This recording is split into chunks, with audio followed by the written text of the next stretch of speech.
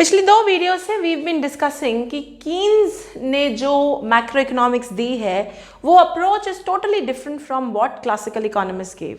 और कीन्स ने कहा था कि भाई इकोनॉमी हमेशा फुल एम्प्लॉयमेंट इक्विलिब्रियम पे बिल्कुल नहीं होती।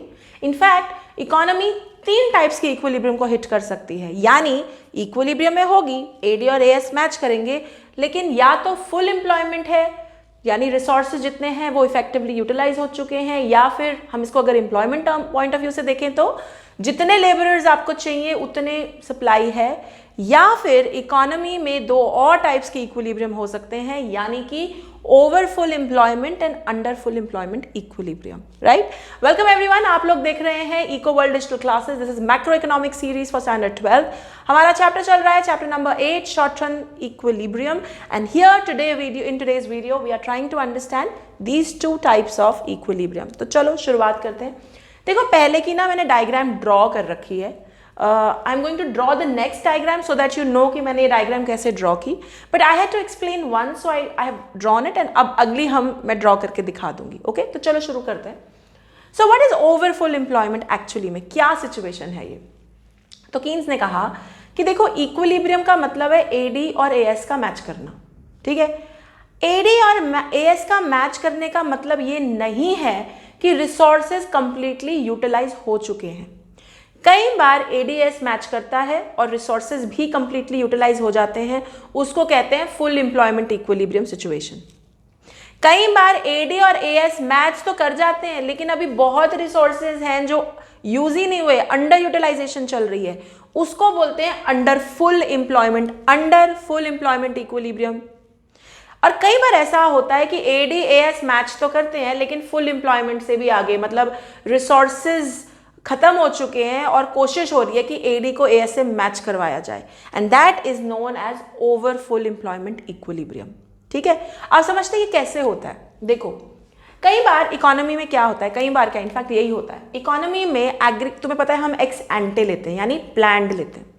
तो प्लान्ड एडी का हमने कोई फिगर ले लिया which is denoted by curve AD. ये जो मैंने पहला कर्व बनाया है ये प्लान्ड एडी है, लेकिन प्लान्ड से काम नहीं ना चलेगा, एक्चुअल भी निकल कर आ जाता है। जब एक्चुअल एडी निकल कर आई तो पता चला कि वो तो बहुत ज्यादा है। So your planning, let's say you had plan for 1 lakh units in the economy और डिमांड निकल आई 2 लाख यूनिट की। So your planned AD is less than actual AD. Diagram में मैंने कैसे दिखाया है, प्लान्ड एडी ये, एक्चुअल एडी AD1। ठीक है, अब एग्रीगेट सप्लाई तो हमारा परफेक्टली इलास्टिक है, लेकिन कब तक? फुल एम्प्लॉयमेंट इक्विलिब्रियम लेवल तक। तो एग्रीगेट सप्लाई का ये कर्व है, इसने एडी को ई पर हिट किया और AD1 को E1 पे। अब पॉइंट ई पर भी एडी और एएस चल रहा है, प्लीज नोटिस यहां पर भी एडी और एएस इक्वल है। ठीक है, और यहां पर भी एडी और एएस इक्वल हैं। ई और E1 दोनों पे एडी और एएस इक्वल है, लेकिन दोनों का मतलब अलग है। पॉइंट ई इस केस में यानी OM लेवल ऑफ आउटपुट इस केस में इज फुल एम्प्लॉयमेंट लेवल। अगर इकोनॉमी ई पर रुक जाती तो बहुत बढ़िया था, मतलब जितना इकोनॉमी में रिसोर्सेज थे वो यूटिलाइज हो गया, फुल एम्प्लॉयमेंट लेवल है, चलो चिंता ही खत्म। लेकिन ये ऐसी इकोनॉमी है, कई बार ऐसा होता है कि इकोनॉमी में डिमांड बढ़ती चली जाती है। ठीक है, अब वो डिमांड क्यों बढ़ रही है हम उसे कारणों में नहीं जाएंगे, कई कारणों से डिमांड बढ़ती चली जा रही है चीजों की, और उस डिमांड को सप्लाई मैच ही नहीं कर सकती because the country does not have, the economy does not have the capacity for it. तुम्हें याद होगा जब हम परफेक्टली इलास्टिक का कॉन्सेप्ट पढ़ रहे थे तो हम एक्सेस कैपेसिटी का कॉन्सेप्ट भी पढ़ रहे थे। भाई कैपेसिटी होगी तो प्रोड्यूस करेंगे।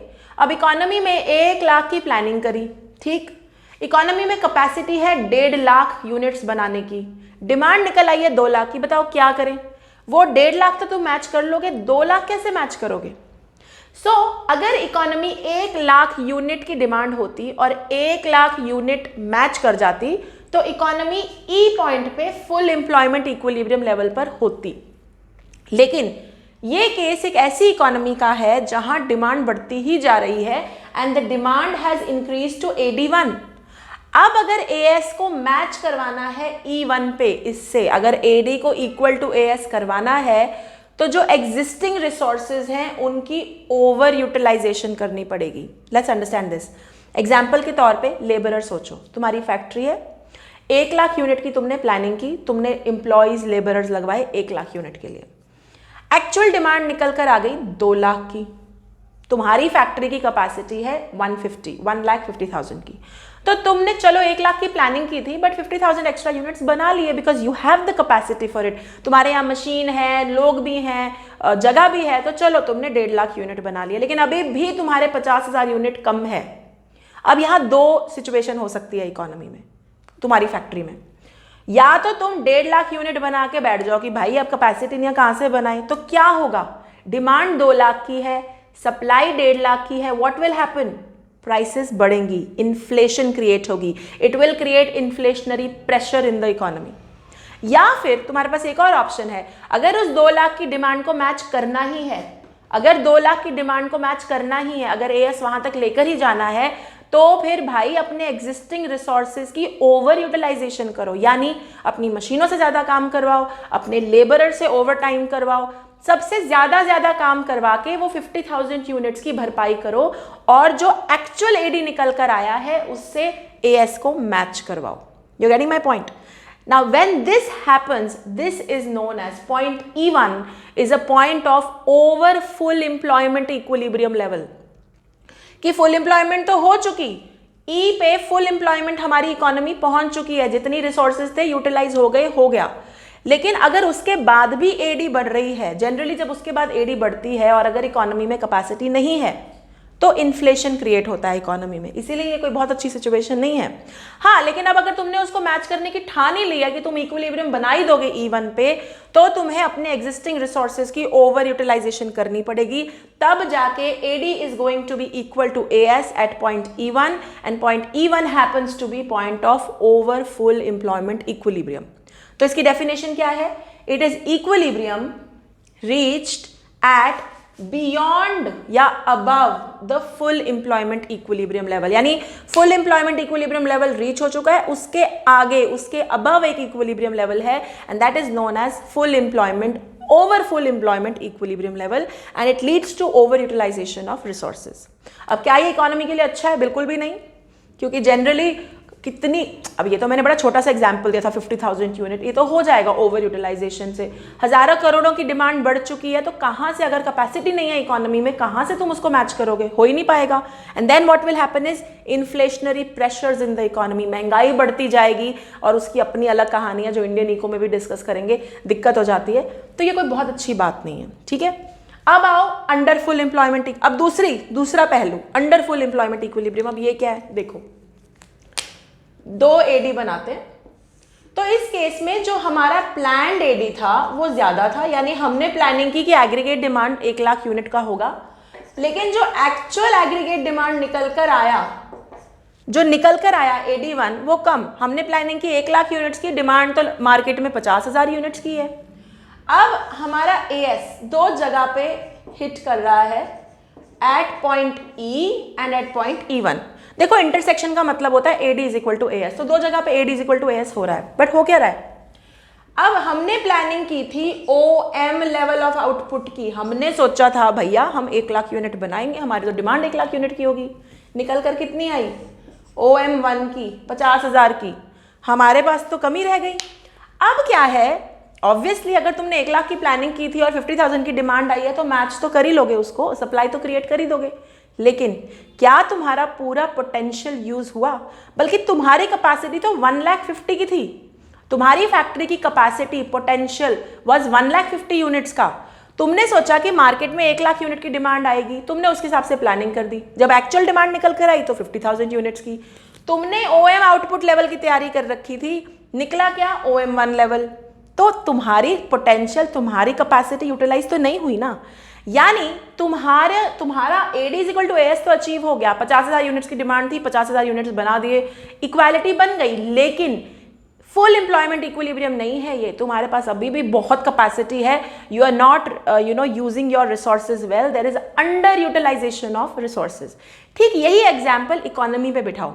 इकोनॉमी ने सोचा था 1 लाख करोड़ के यूनिट्स की प्लानिंग की थी, कैपेसिटी 1.5 लाख करोड़ के यूनिट्स की थी, डिमांड निकल कर आई डेफिशिएंट डिमांड, कम है डिमांड 50,000 यूनिट्स की। तो ऐसा नहीं है कि कैपेसिटी नहीं है, कैपेसिटी बहुत है, लेकिन चलो जी AD is equal to AS match करवा दिया, इक्विलिब्रियम बना दिया, but it is not full employment equilibrium. अभी भी there is a lot of capacity in the economy which can be utilized, और ये सिचुएशन है अंडर यूटिलाइजेशन ऑफ रिसोर्सेज की। तो यहां भी 2 इक्विलिब्रियम बन रहे हैं, ये इक्विलिब्रियम जो प्लान था, जो होना चाहिए था, and E1 denotes under full employment equilibrium. दोनों ही केसेस में E1 वो केस है, मतलब E1 over there is over full employment equilibrium, E1 over here is under full employment equilibrium, यानी equilibrium is reached below full employment equilibrium level। full employment पहुंचने से पहले ही equilibrium achieve हो गया, AD is equal to AS हो गया, उसको बोलते हैं under full employment equilibrium। समझ में आ गया? क्लियर है? तो कीन्स ने बिल्कुल राइटली बोला, या तो इकोनॉमी फुल एम्प्लॉयमेंट लेवल पर है, सारे रिसोर्सेज इफेक्टिवली यूटिलाइज हो गए, but generally economy full employment पे होती ही नहीं है, या तो ओवरफुल होती है, जरूरत से ज्यादा डिमांड है जिसको सप्लाई मैच नहीं कर रही है, इन्फ्लेशन क्रिएट हो रहा है, या फिर अंडरफुल है। अंडरफुल तो बहुत होती है कि बहुत कैपेसिटी है, यूटिलाइजेशन ही नहीं है रिसोर्सेज की, जो आ रही है डिमांड उसको मैच कर रहे हैं लेकिन अपने यूटिलाइजेशन को नहीं बढ़ा रहे। So both these cases can happen, और ये 3 तरीके के इक्विलिब्रियम सिचुएशंस हैं जो कीन्स ने सजेस्ट की थी। ठीक है, I hope now the points are clear. इनकी डेफिनेशंस बहुत इंपॉर्टेंट है and this can also come for MCQs, please ध्यान दीजिएगा। अगर आप लोग मुझे यूट्यूब पे देख रहे हैं तो आपको पता है, please like share subscribe and comment and stay tuned. अगली वीडियो में इसी चैप्टर को आगे बढ़ाएंगे और करेंगे खतरनाक हमारा टॉपिक इन्वेस्टमेंट मल्टीप्लायर का। Alright, bye bye, take care.